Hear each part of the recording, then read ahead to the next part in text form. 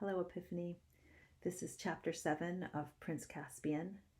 The title is Old Narnia in Danger. The place where they had met the fauns was, of course, Dancing Lawn itself, and here Caspian and his friends remained till the night of the great council. To sleep under the stars, to drink nothing but well water, and to live chiefly on nuts and wild fruit was a strange experience for Caspian after his bed with silken sheets in a tapestried chamber at the castle, with meals laid out on gold and silver dishes in the anteroom, and attendants ready at his call. But he had never enjoyed himself more. Never had sleep been more refreshing, nor food tasted more savory, and he began already to harden, and his face wore a kinglier look. When the great night came, and his various strange subjects came stealing into the lawn by ones and twos and threes, or by sixes and sevens, the moon then shining almost at her full, his heart swelled as he saw their numbers and heard their greetings. All whom he had met before were there, bulgy bears and red dwarfs and black dwarfs, moles and badgers, hares and hedgehogs, and others whom he had not yet seen, 5 satyrs of red as foxes, the whole contingent of talking mice, armed to the teeth and following a shrill trumpet, some owls, the old raven of Ravenscar. Last of all, and this took Caspian's breath away, with the centaurs came a small but genuine giant, Wimbleweather of Deadman's Hill, carrying on his back a basketful of rather seasick dwarfs who had accepted his offer of a lift and were now wishing they had walked instead. The bulgy bears were very anxious to have the feast first and leave the council till afterwards, perhaps till tomorrow. Reepicheep and his mice said that councils and feasts could both wait, and proposed storming Moraz in his own castle that very night. Patterwig and the other squirrels said they could talk and eat at the same time, so why not have the council and the feast all at once? The moles proposed throwing up entrenchments round the lawn before they did anything else. The fauns thought it would be better to begin with a solemn dance. The old raven, while agreeing with the bears that it would take too long to have a full council before supper, begged to be allowed to give a brief address to the whole company.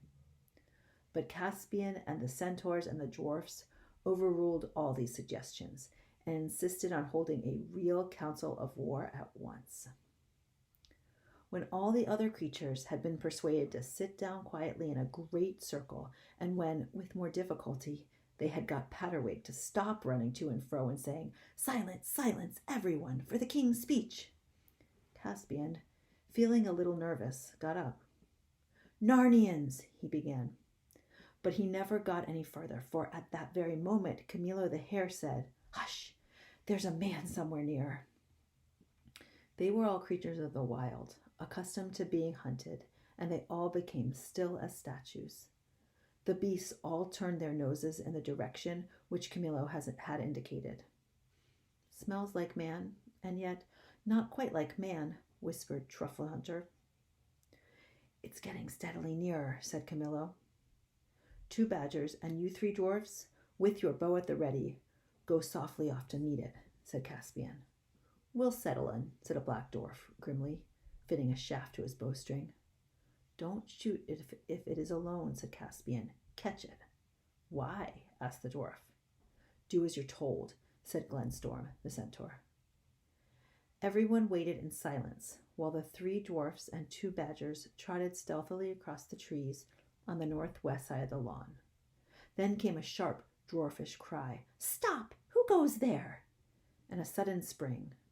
A moment later a voice, which Caspian knew well, could be heard saying, all right, I'm unarmed. Take my wrists if you like, worthy badgers, but don't bite right through them. I want to speak to the king."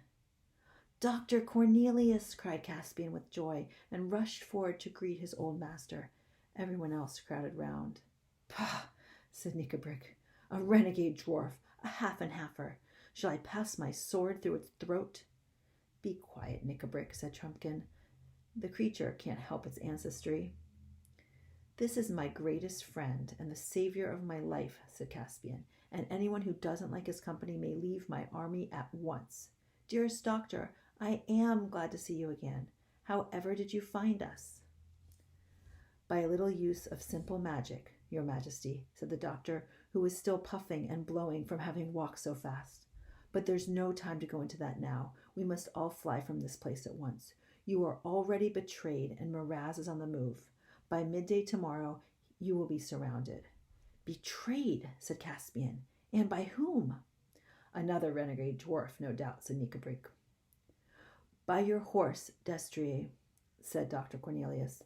"The poor brute knew no better. When you were knocked off, of course, he went dawdling back to his stable in the castle. Then the secret of your flight was known. I made myself scarce, having no wish to be questioned about it in Miraz's torture chamber. I had a pretty good guess from my crystal as to where I could find you. But all day, that was the day before yesterday, I saw Miraz's tracking parties out in the woods. Yesterday, I learned that his army is out. I don't think some of your pure-blooded dwarfs have as much woodcraft as might be expected. You've left tracks all over the place. Great carelessness. At any rate, something has warned Miraz that old Narnia is not so dead as he had hoped, and he is on the move." "Hurrah!" said a very shrill and small voice from somewhere at the doctor's feet. "Let them come. All I ask is that the king will put me and my people in the front." "What on earth," said Dr. Cornelius, "has your Majesty got grasshoppers or mosquitoes in your army?" Then, after stooping down and peering carefully through his spectacles, he broke into a laugh. "By the lion," he swore, "it's a mouse! Signor Mouse, I desire your better acquaintance. I am honored by meeting so valiant a beast." "My friendship you shall have, learned man," piped Reepicheep, "and any dwarf or giant in the army who does not give you good language shall have my sword to reckon with." "Is there time for this tomfoolery?" asked Nicobric. "What are our plans, battle or flight?" "Battle if need be," said Trumpkin, "but we are hardly ready for it, and this is no very defensible place." "I don't like the idea of running away," said Caspian.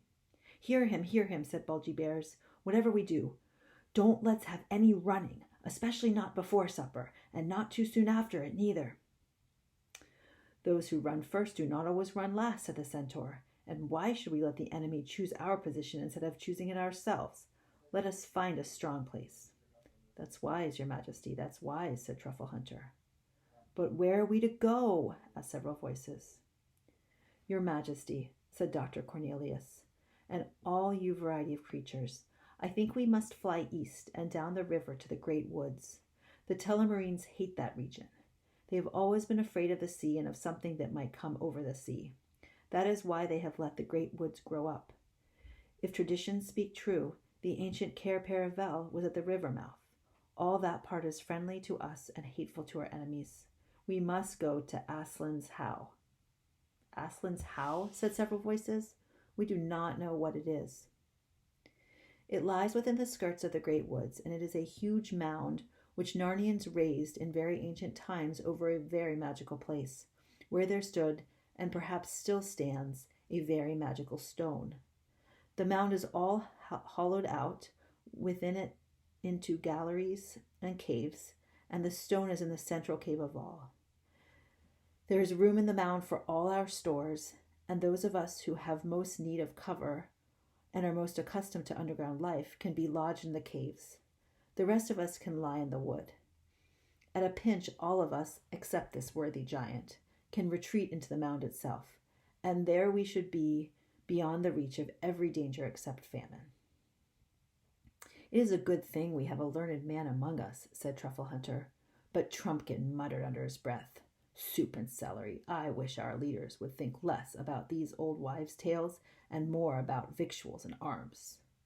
But all approved of Cornelius's proposal, and that very night, half an hour later, they were on the march. Before sunrise, they arrived at Aslan's How. It was certainly an awesome place, a round green hill on top of another hill, long since grown over with trees, and one little low doorway leading into it. The tunnels inside were a perfect maze till you got to know them, and they were lined and roofed with small stones, and on the stones, peering in the twilight, Caspian saw strange characters and snaky patterns and pictures in which the form of a lion was repeated again and again. It all seemed to belong to an even older Narnia than the Narnia of which his nurse had told him. It was after they had taken up their quarters in and around the How that fortune began to turn against them. King Miraz's scouts soon found their new lair, and he and his army arrived on the edge of the woods. And as so often happens, the enemy turned out stronger than they had reckoned. Caspian's heart sank as he saw company after company arriving. And though Miraz's men may have been afraid of going into the wood, they were even more afraid of Miraz, and with him in command, they carried battle deeply into it, and sometimes almost to the How itself. Caspian and his captains, of course, made many sorties into the open country. Thus, there was fighting on most days, and sometimes by night as well. But Caspian's party had on the whole the worst of it.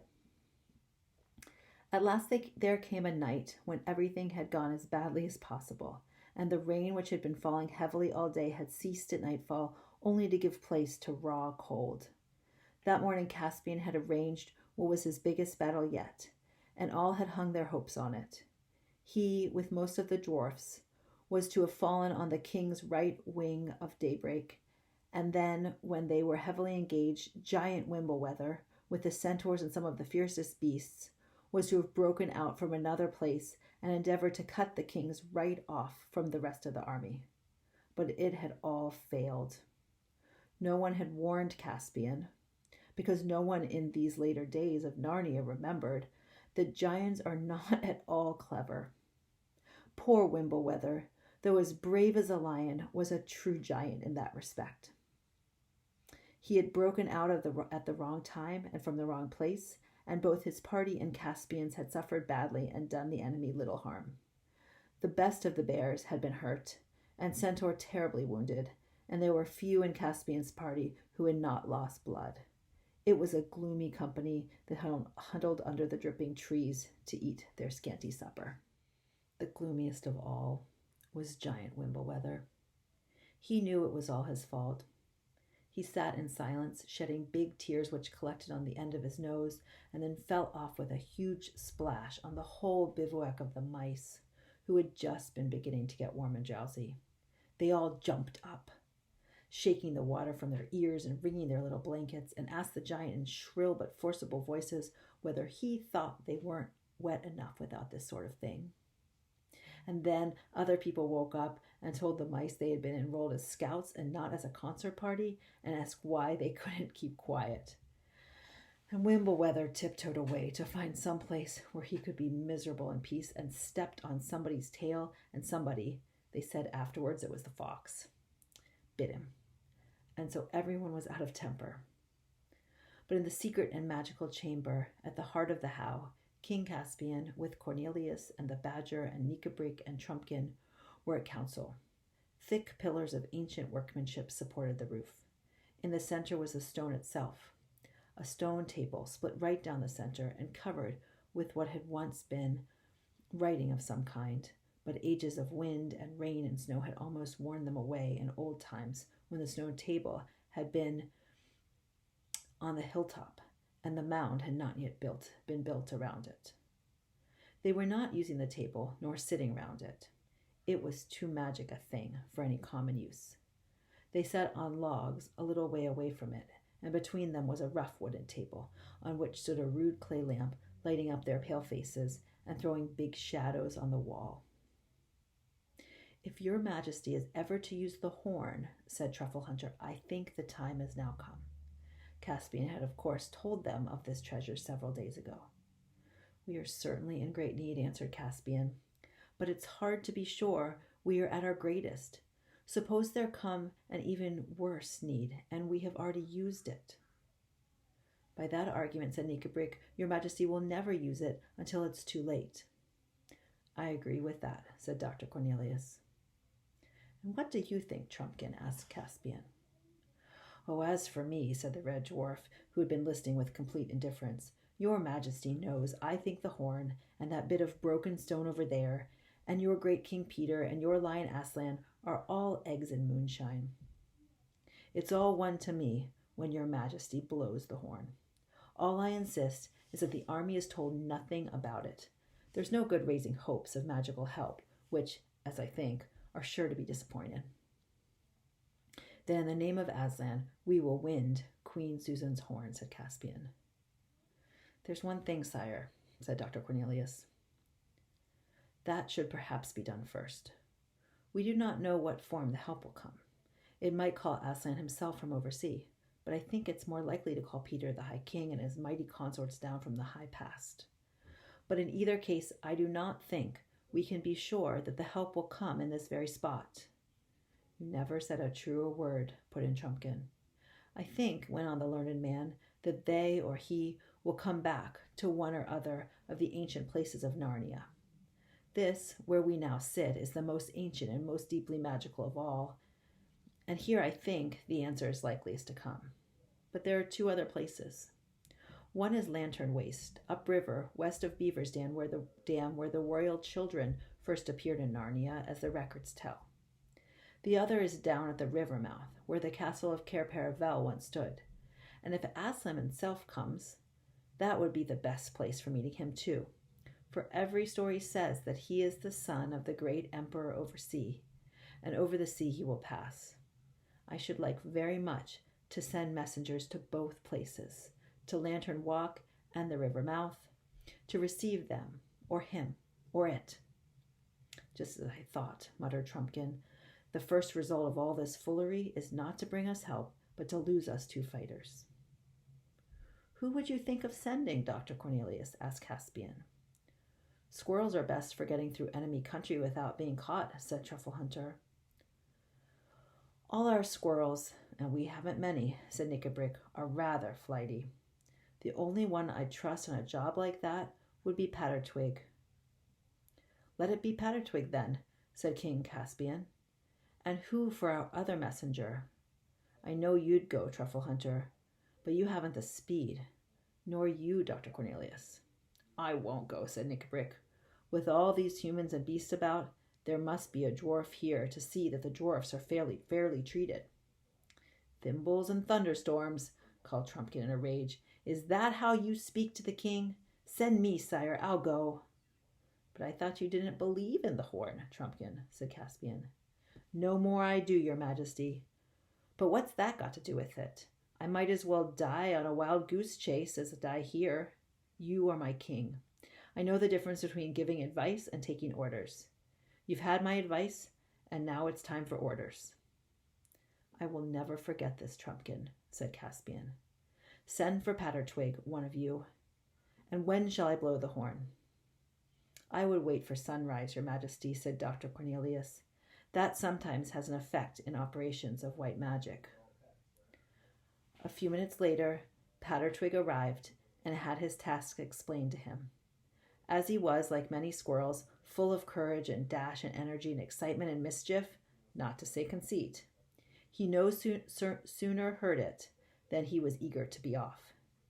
It was arranged that he should run for Lantern Waste, while Trumpkin made the shorter journey to the river mouth. After a hasty meal, they both set off with the fervent thanks and good wishes of the king, the badger, and Cornelius.